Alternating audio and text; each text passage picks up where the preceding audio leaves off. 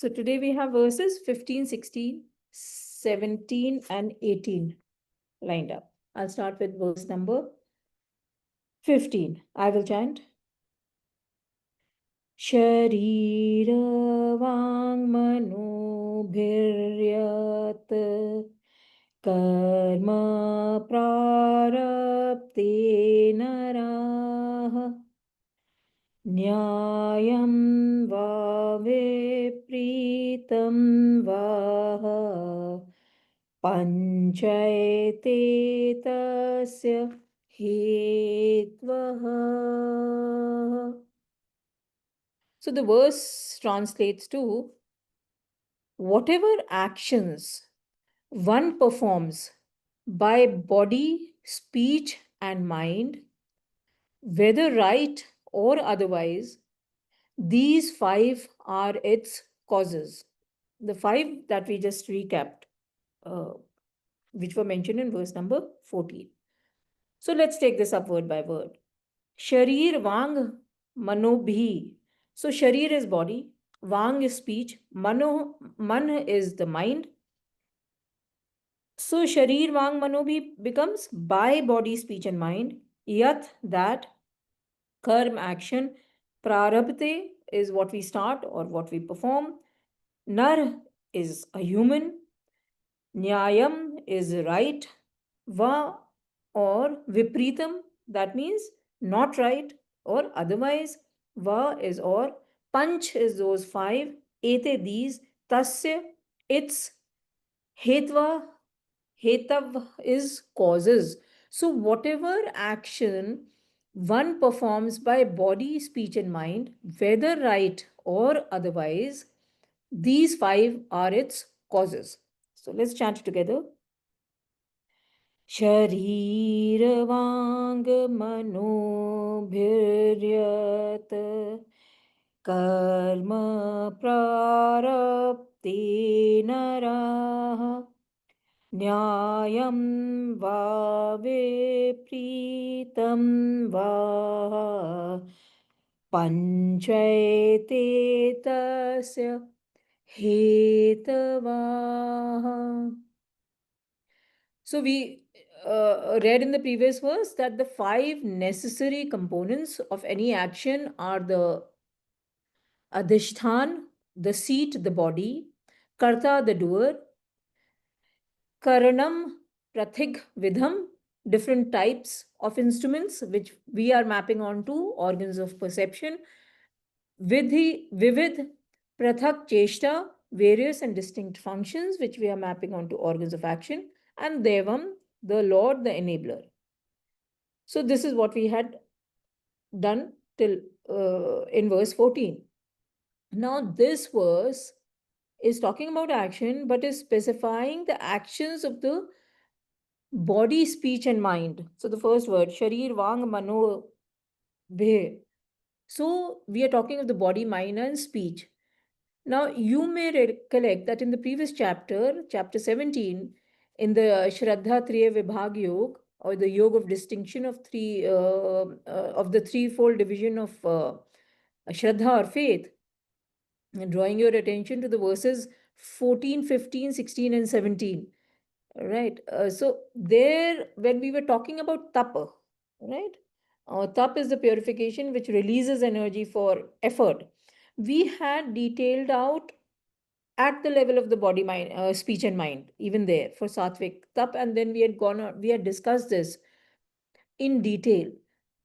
So you may like to go through the recording or through your own notes about these that we mapped onto the body, speech, and mind there, and this is what we are talking about here in this verse also.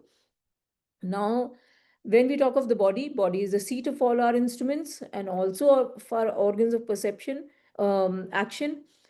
The speech is signifying all organs of action, and mind is the subtle component which has command over all the physical functions and organs of instruments of perception as well. So we had covered the austerities in detail the sattvic austerities in detail at these three levels, at the level of the body, speech, and mind. And then we had also discussed that the austerities or tap is what releases energy from which all other actions spring forth, right? So that was an important aspect. Any action, this verse is saying that any action that we perform has these five components behind it, and all of them are necessary in all fields for all our actions. So there is no exception. So sorry I said this verse, but actually that's what we read in the previous verse, the verse number 14. There is no exception, and all five components, the body, the doer, organs of perception, organs of action, and the Lord, have to be in sync. They all should be present. Lord meaning the enabler. And of course, action arises from the three levels: body, representing the organs of perception in this verse, speech, representing organs of action, and the mind. So, we discussed in detail in chapter 3, the Karma Yoga chapter, that when the mind is integrated with the intellect, or when the mind functions under the aegis of the intellect or is governed by the intellect, then we should be performing our actions. So the actions should be performed when the mind is under the supervision of the intellect. And the integrated mind, that means the mind integrated with the intellect, is what we are calling as the mind here in this particular verse. Now, this is one aspect. The other important point that this verse is bringing out is that the same five factors are responsible for the righteous action, or an action that is in conformance with the universe and its laws, with the universal laws, as well as non-righteous or sinful actions, or actions against the universal laws, or actions that go against the universe and its laws, right? Same thing. So the same five components are responsible for both kinds of actions. Let's move on to verse number 16.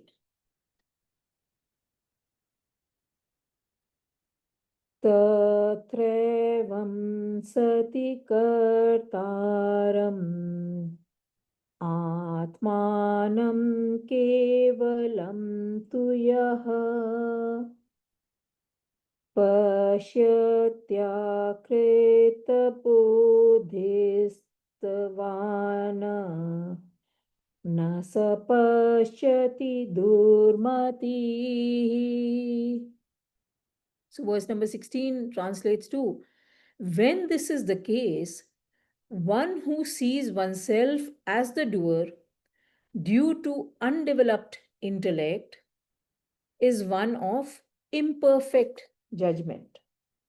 So again, let's take this up word by word. Tatra, there, evam, thus, sati, being or existing or truthful, sat, being the reality, kartaram, as doer, atmanam, self, kevalam, alone, to verily sah, one, pashyati, sees or understands. In these scriptures, whenever we use the word pashyati, it goes beyond sight. It means understanding, our understanding. Akrit buddhiyat is due to undeveloped intellect. Na, not saha, such a person. Pashyati, sees or understands. Durmati, that means mati is your intellect, durmati is incorrect intellect. So we are translating it to one of imperfect judgment. So the verse translates to, when this is the case, one who sees oneself as the doer, due to undeveloped intellect, is of imperfect judgment. So let's chant it together. तत्रैवं सति कर्तारम् आत्मानं केवलं तु यः पश्यत्यकृतबुद्धित्वान् न स पश्यति दुर्मतिः. So, see, when we are talking, the previous verse talked about body, mind, and speech. So, when we are talking about action related to those three aspects, we are actually talking about action belongs to the realm of matter. That is what was also implied, but it is enabled by the pure consciousness, that enabler, the Lord within all of us. And this is actually through something that we have been reading through the various chapters of Bhagwad Gita. As you may recall, I'm going to quote some specific chapters. See, chapter 13, Kshetragya Vibhag Yog. And at that point of time, we all found this chapter slightly difficult to understand, but it was a very, very important chapter. This because it was talking about the distinction between the field and the knower of the field. Or Kshetra was the field, Kshetragya is the knower of the field. And we also talked about Prakriti, matter, and Purusha, the spirit here. Now, chapter 14, Gunatraya Vibhag Yoga, or the yoga of distinction of the three gunas. So, here we talked about the gunas and how they work as the binds which bind humans to the world. Even sattva is a bind. So, when we talk about transcend, moksha, or attaining that oneness with Brahman, we have to also transcend the purest of all gunas, which is sattva. So that we had covered here. And chapter 15 was the Purushottam Yoga, or the Yoga of the Supreme Being. So here we had talked about the nature of Brahman, comprising of the Kshar, so that was the perishable, the Akshar, which was the non perishable, and Purushottam, the beyond the spirit, which is beyond all this.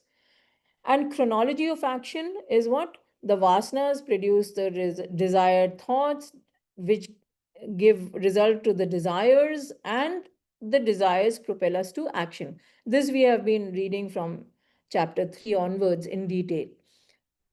And we have been reading that all actions are performed by the gunas, which is of nature. So it's in the matter zone, or it's in the prakriti, matter. So the gunas which propel us to action belong to matter, and they are not that supreme reality or the Atman. The Atman is enabling, but the gunas and the rest of it, gunas, thoughts, desires, action, etc., are belong to the material realm. One of undeveloped intellect fails to discriminate be- between the matter and the spirit. And this happens out of sheer egocentric personality, because we continue to think of ourselves as the doer or the actor.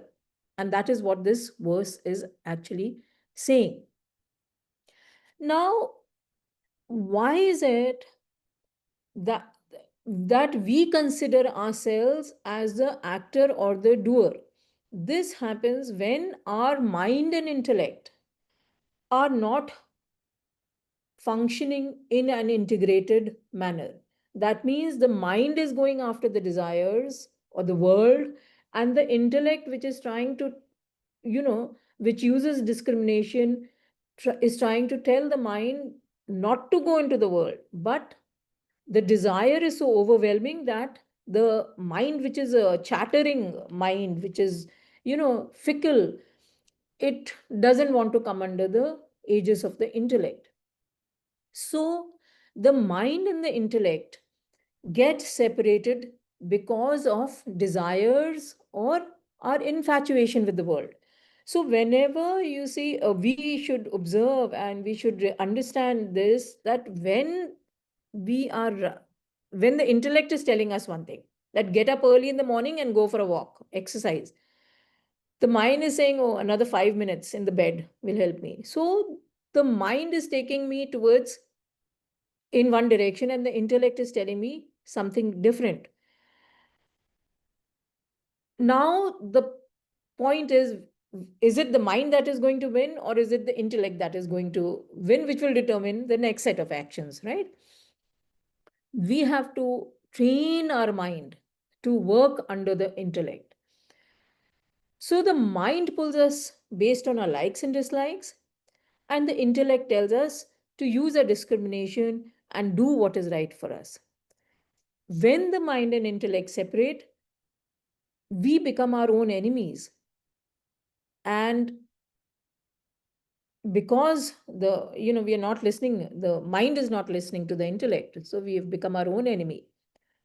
And when this happens, we are automatically affected by the pairs of opposites, honor, dishonor, success, failure, that we've been reading, uh, chapter by chapter. Almost every chapter brings the pairs of opposite in some verse or another.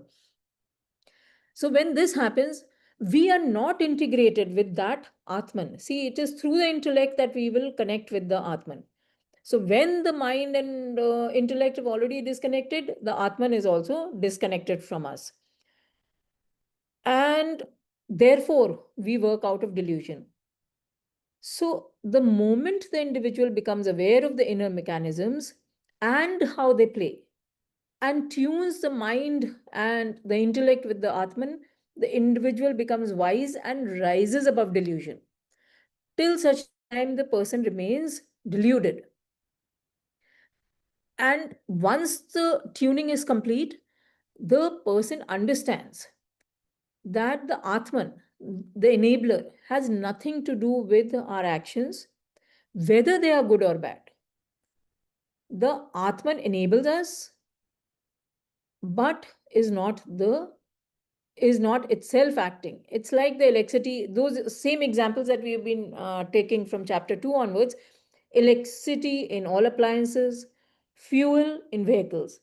So, both these things enable all equipment and all vehicles to function, which is based on the nature of the vehicle or the nature of the appliance. So, the same electricity will generate heat in the heater and cold in the fridge, right? The same vehicle, the same fuel will enable the vehicle to reach the destination safely, or in another case, when the driver is rash, maybe not safely, right? So the 3 points of comparison, this we did in the Karma Yoga chapter, and subsequently have been revising it off and on, that the Atman is the prime mover. Just as no vehicle can move without fuel, so as the prime mover, the Atman is fueling or enabling our body, mind, and intellect. Body, mind, and intellect are, of course, in the realm of matter. Atman itself is not interested in acting or not acting. It is our vasanas which are propelling us in a particular direction. Just as the fuel itself does not have any desire to go anywhere, it is the driver who is moving the vehicle in a particular direction. Again, the fuel or the energy of the electricity has no role in the way we function, right? So that role is the function of the vehicle or of the instrument. So performance will depend upon the kind of instrument we are using, kind of appliance we are using in case of electricity, the kind of vehicle we are using in case of fuel, so the horsepower of the engine, and in case of us, the kind of vasanas or the composition we have. So the same Atman is enabling all of us, great thinkers, scientists, sages, murderers, terrorists, we are enabled by the same Atman. So, Atman is not concerned with what is happening or not happening in the world, though it is the prime mover, has no role in the actions we are performing. Our actions are born out of gunas due to our nature, which is part of Prakriti. And this we have classified into Sattva, Rajas, and Tamas.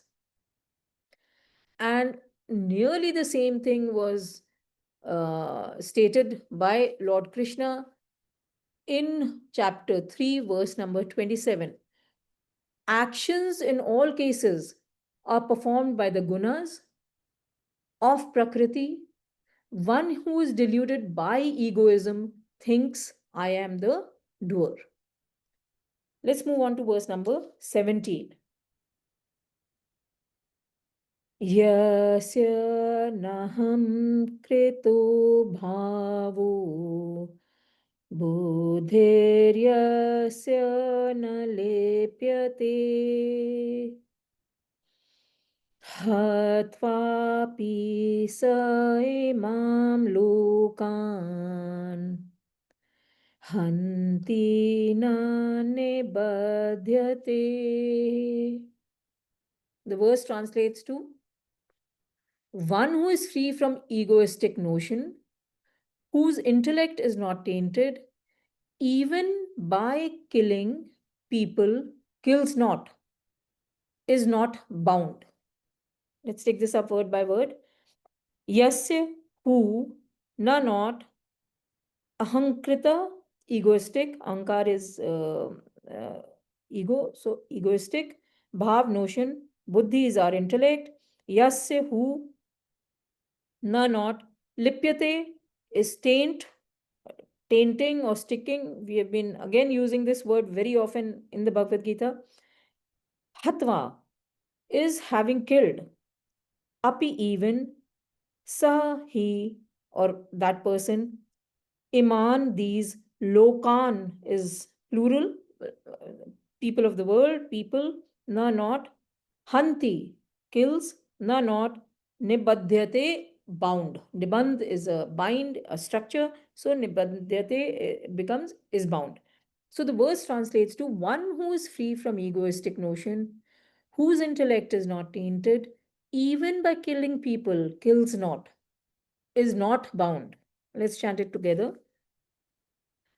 Yasya naham krito bhavo बुद्धिर्यस्य न लिप्यते हत्वापि स इमां लोकान् हन्ति न निबध्यते.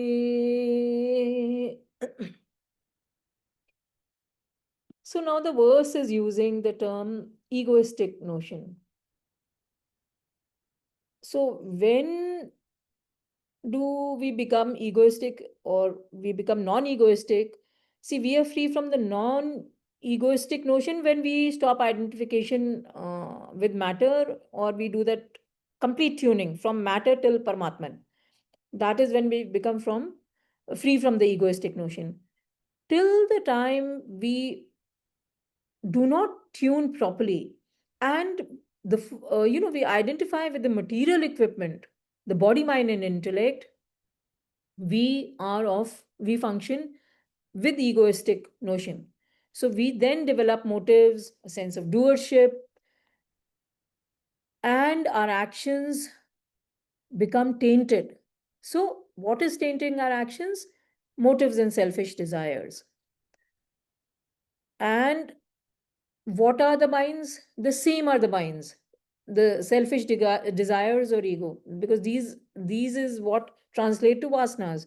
Either we try to fulfill it now, or we take these unfulfilled desires with us to the next birth. So we continue to add baggage to our vasanas and gunas. Now, the thing, as we did earlier in this chapter, we also discussed that when we are in the world, we have to act. There are two ways in which we can act. One is by which we sublimate or liberate ourselves. That means actions which don't taint us or do not, as the verse says, lipyate. So na lipyate, they don't taint us. And the other is in which we keep on binding ourselves in the same web. So we continue to add to our vasanas and our desires. So also we read that sannyas, which is the effect of tyag. When a sannyasi functions in the world without motives, and such a person has no desires and attachment, and the mind is without motives, the mind is clean, so the attitude is selfless and motiveless. So such a person, when functions, is aligned to that Paramatman, because that's the only goal that the person has in front of oneself, doing one's obligatory duties. Now, what the verse says is that such a person, even though killing, kills not. This is directly for Arjuna, because this was the problem, Arjun's problem, with which the great text had commenced. Arjun, when he sees his friends and foe, relatives, etc., drops the weapons. So Lord Krishna is assuring Arjun that by waging this righteous war, Arjun will not be tainted by the actions. The actions will not stick to Arjun.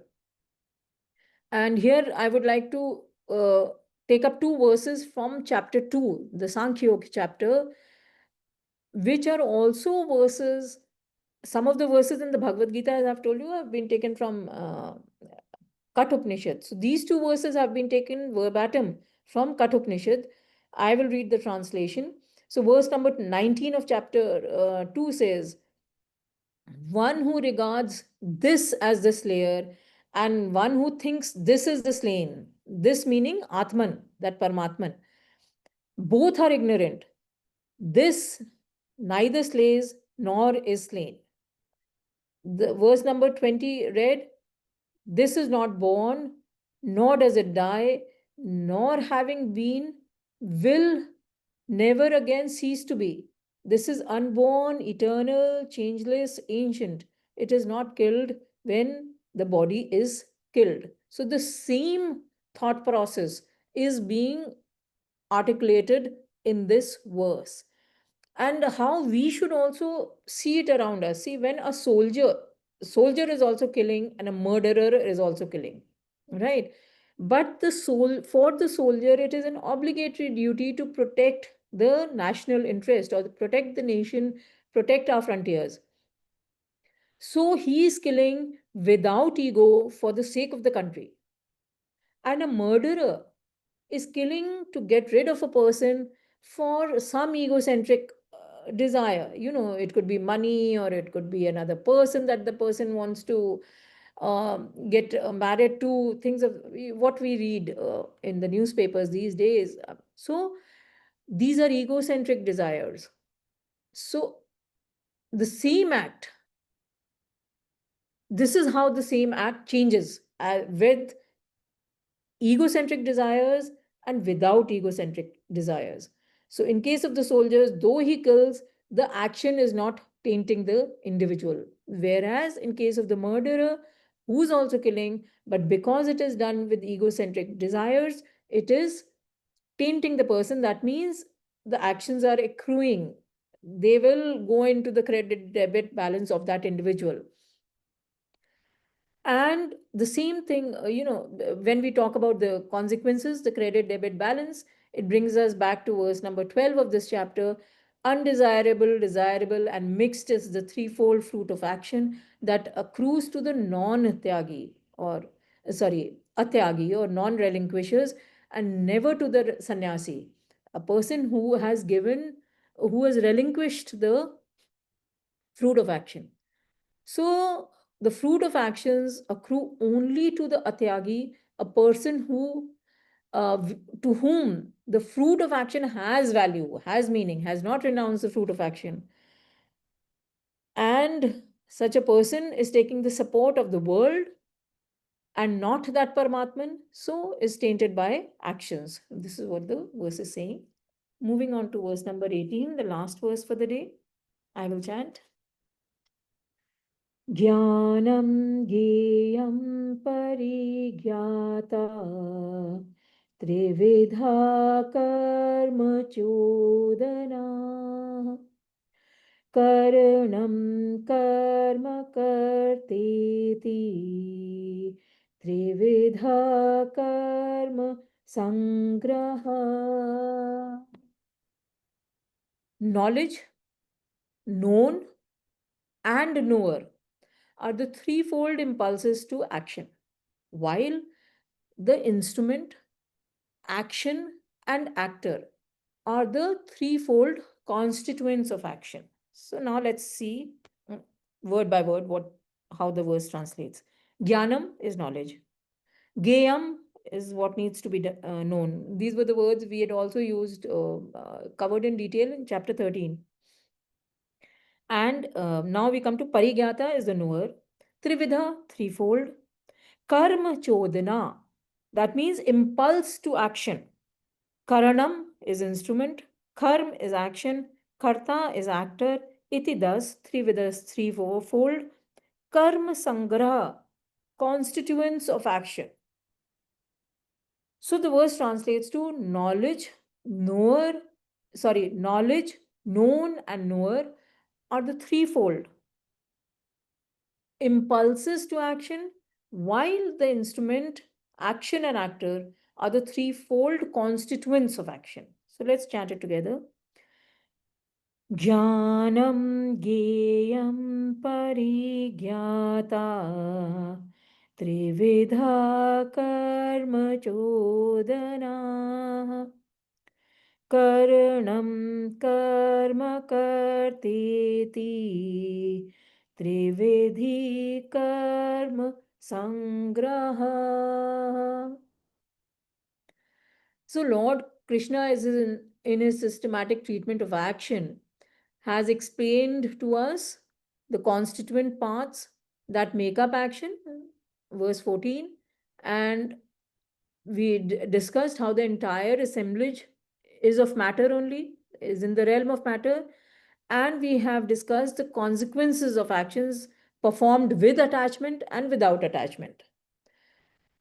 Now, in this verse, the Lord is explaining to us the threefold impulses that propel activity and the basis or the assembly, action assembly. So, the two words that we have to look at are the karm chodna, which means propel action, and karm sangrah, which means the basis of action or with which we perform our actions. Again, this is the Sankhyan philosophy, which is attributed to Maharishi Kapil, which is being presented again to us by Lord Krishna.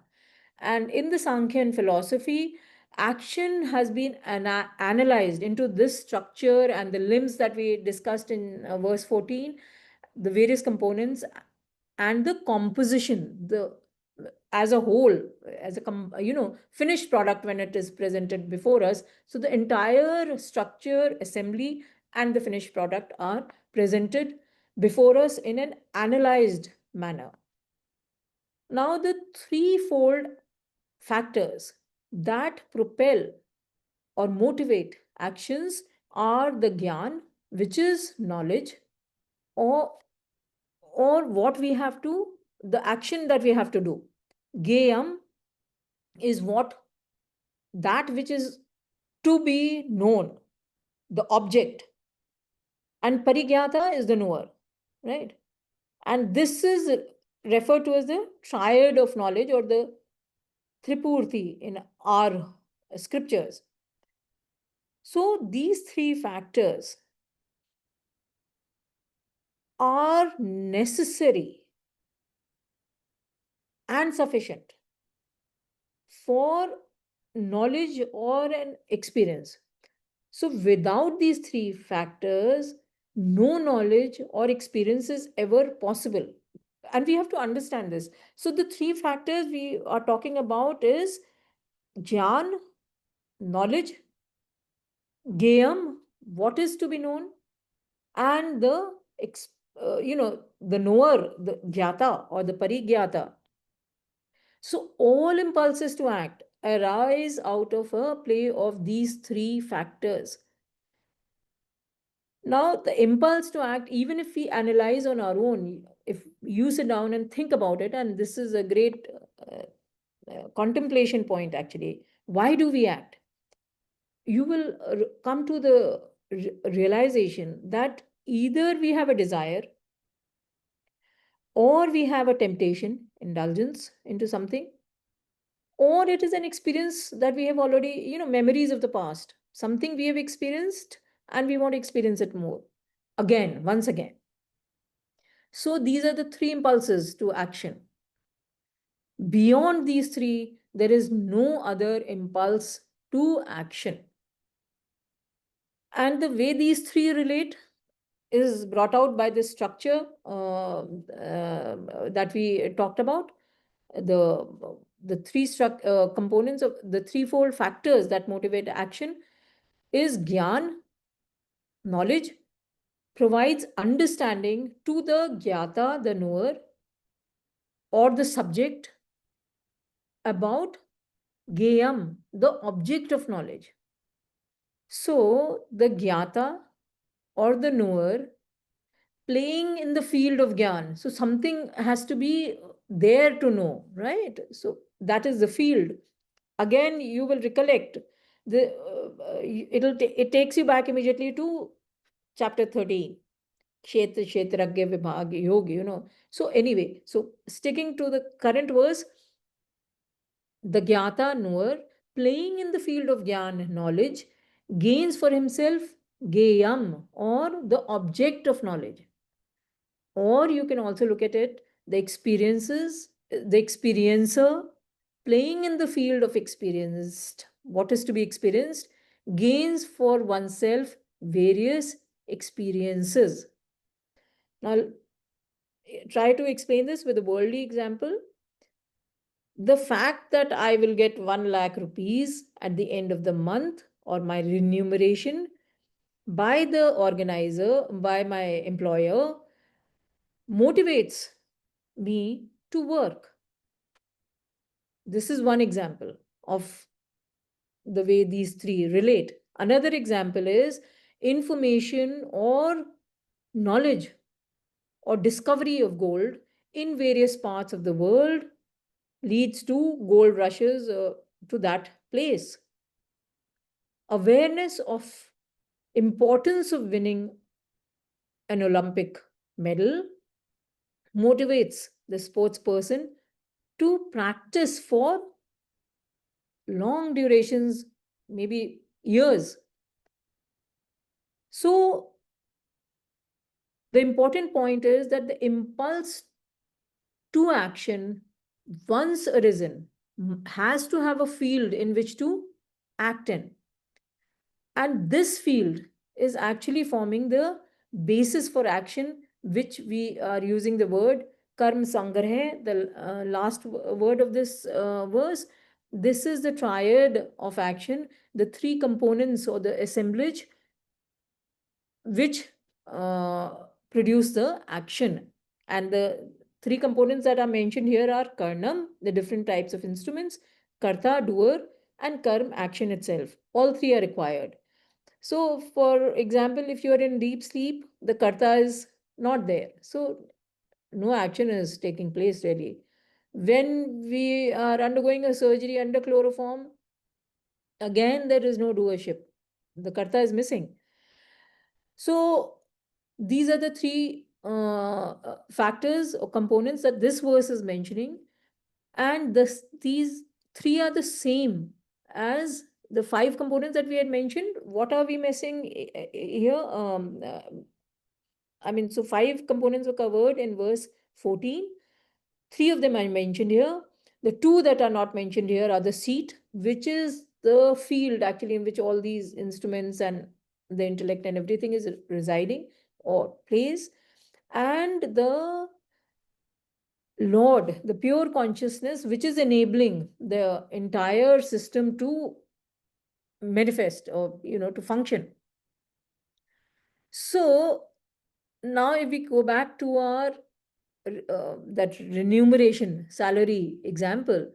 So what was the example? That knowledge of the remuneration being paid by the employers uh, or the employer motivates the employee to work. And let's take the example of software programming. So the programming skills of the employee is the karanam. Karta is the employee, the software programmer, and karm is the action, the coding example. So he writes code, develops software. So this is how the instruments, action, and actor are the threefold constituents of action. So with that, we conclude our today's session. Let's do the closing